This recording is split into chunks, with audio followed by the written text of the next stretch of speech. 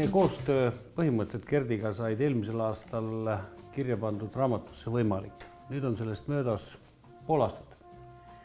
Ja täna ma tean täie selgusega, mis lehekülg selles raamatus on kõige rohkem tähelepanu äratanud. See on lehekülg 45 ja see on siis aumeeste kokkulepe kahe isiku vahel, see on siis sinu ja minu vahel 19. detsembrist 2000, see on siis mõni kuu pärast seda, kui me üldse koostööd alustasime.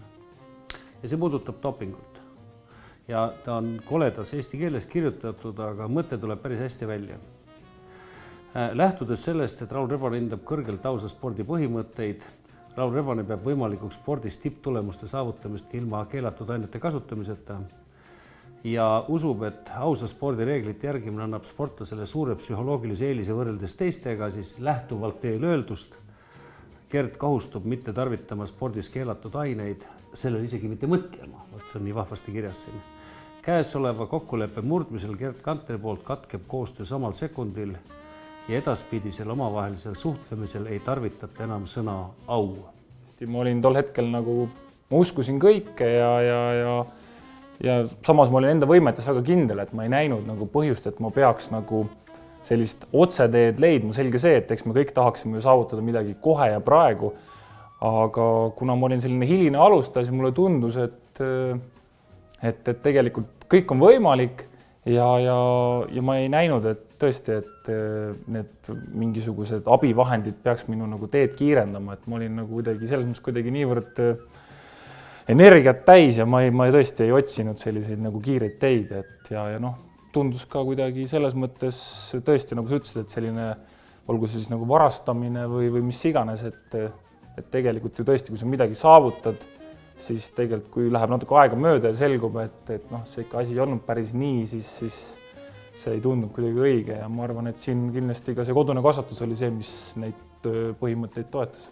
Kui me räägime praegu sellest, et ühiskonnas on levinud mingi ettekujutus ja kahjuks ma pean ütlema, et seda levitab teinekord ka meedia, eks ole, rääkides, et see teine kolmas ja seal on kas numbrid, kes on kuskil vahele jäänud, siis meie seisukohalt vaadates aastal 2015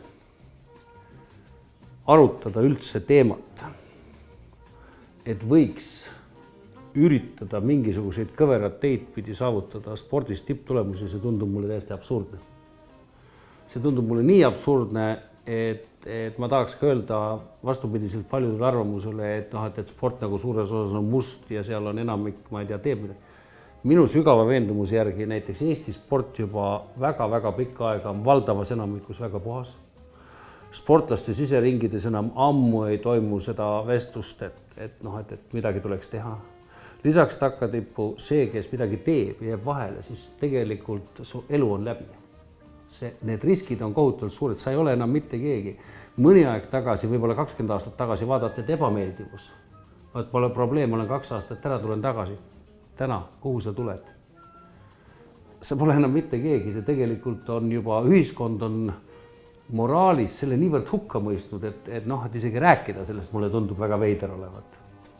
Jah, ma usun, et see valik on ikkagi väga selge, et kui me tahame pärast oma saavutusi rahulikult magada, endiselt olla uhke ja et meie võib-olla siis pere ja sõbrad tuttavad saavad meile uhked olla, ja kui me oleme kuskil seal tegelikult teinud selle vale sammu, siis ma arvan, et see häbi või siis see vale tunne jääb meid ikka väga kauaks saatma ja ma küll ei julge öelda, et see nagu oleks seda väärt, et sellise tundega oma ülejäänud elu elada, nii et tahes-tahtmata sellised asjad meile jäävad külge ja mina küll ei soovitaks mitte kellelgi sellist valikut teha, et need tulemused ei ole seda väärt.